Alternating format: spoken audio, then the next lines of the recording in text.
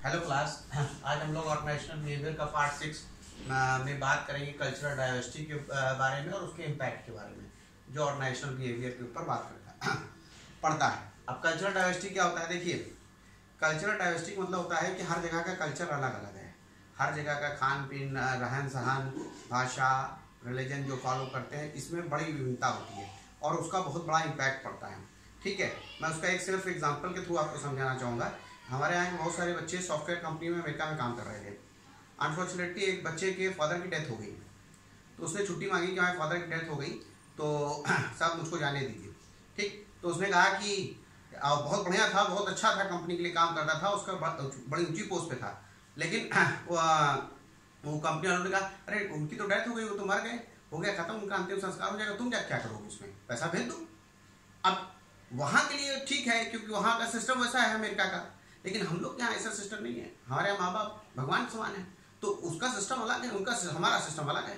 तो फिर वो उसने रिजाइन कर दिया, रिजाइन मार के चला आया। वो कंपनी वाले को समझ भी नहीं आया कि यार ये कैसे क्यों रिजाइन मार दिया।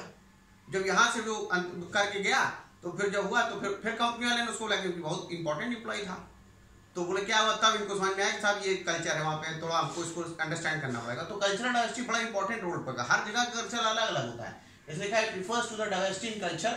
कल्चर डाइवर्सिटी इंडिकेट करती है cultural differences within the nation, और जो अलग अलग नेशंस की वजह से भी है। It is connected with believe, attitude etcetera, उससे कनेक्टेड होती है। बहुत सारे जो फैक्टर्स हैं वो उसको अफेक्ट करते हैं। टाइम के हिसाब से पहले जो टाइम था उसके हिसाब से चीजें अलग चलती थी, आज के हिसाब से चीजें अलग चलती थी। ठीक है, पहले हर चीज की वैल्यू रहती थी, रिलेशनशिप की वैल्यू रहती थी। आज सिर्फ पैसा ही हो गया एक चीजों को लेके, तो बात एकदम अलग चीजें हो गई हैं। ठीक है, पहले यूज एंड थ्रो का सिस्टम नहीं था, बना के यूज करिए, अब यूज एंड थ्रो का सिस्टम हो गया है। फिर पैटर्न ऑफ थॉट पैटर्न कैसे आपके काम कर रहे हैं वो देखना है। पहले के लोग जो है, जो सिस्टम रहता तो एकदम अलग तरीके से कल्चर चलता था, आपके समय पे एकदम अलग चलता है। फिर पर्सनल स्पेस, ठीक है, वो भी बड़ा इंपॉर्टेंट है कहीं पे भी, कि किस कल्चर में कितना पर्सन है। इंडिया में सब लोग घुले मिले हैं, एक दूसरे को जानते पहचानते सारी चीजें हैं, और जितना आप वेस्टर्न कंट्रीज की तरफ चलते चले जाएंगे वहां पे सब चीजें एकदम अलग अलग हैं।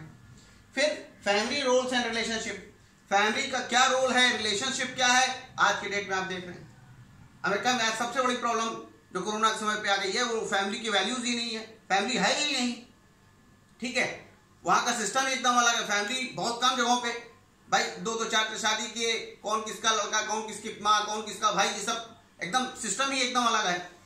और यहाँ पे अपने आप इंडिया पे एकदम अलग सिस्टम है चीजों का, तो वो भी एक कल्चर। और जब भी आप ऑर्गेनाइजेशन को रन करते हैं तो आपको ये सब चीजों को समझना पड़ेगा।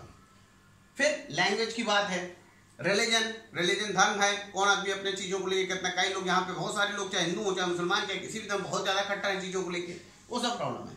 फिर पर्सनल अचीवमेंट, पर्सनल अचीवमेंट का भी एक बड़ा इंपॉर्टेंट रोल है।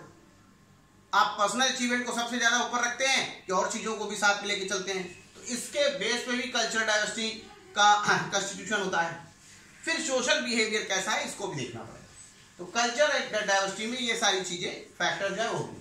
अब इसका इम्पैक्ट क्या पड़ता है? Origin of individual factor, individual factor उसी को लेके बनता है, फिर ये आउट परफॉर्म करता है कल्चर डाइवर्स ग्रुप। अब इसके वजह से कल्चरल डाइवर्स ग्रुप बन जाते हैं सबको अलग अलग, जो इम्पैक्ट की अगर बात करते हैं तो। अब पोलराइज हो जाते हैं, एक ग्रुप अलग, फिर ग्रुपिंग होने लगती है ऑर्गेनाइजेशन, फिर उसमें आपस में इंटर ग्रुप का कॉन्फ्लिक्ट भी होने लगेगा। तो ये सबको ध्यान देना पड़ेगा। Due to culture diversity organization differ in value, culture diversity की वजह से हर ऑर्गेनाइजेशन की वैल्यू, जैसे टाटा में आप जाइएगा तो अलग सिस्टम है, रिलायंस का एकदम अलग सिस्टम है। टाटा अपने एम्प्लॉय को अलग तरीके से ट्रीट, पैसा भले कम देता है लेकिन अपने एम्प्लॉयज को सारी चीजों की थिंकिंग वैल्यूज एकदम अलग है। रिलायंस का सिस्टम ही एकदम अलग है, यूज एंड थ्रो वाला सिस्टम उसका। ठीक है, पैसा बहुत देता है लेकिन यूज एंड थ्रो वाला है। तो आप किस माइंड सेट के हैं, आप उस तरह से चुन लीजिए ऑर्गेनाइजेशन को, तो वो भी एक सारी बात है। ठीक है, तो आज हम लोगों ने कल्चरल डाइवर्सिटी फैक्टर जो उसको कंस्टिट्यूट करते हैं वो, और उसका इम्पैक्ट ये समझा। आगे वाले में आगे बात करेंगे। Okay, thank you.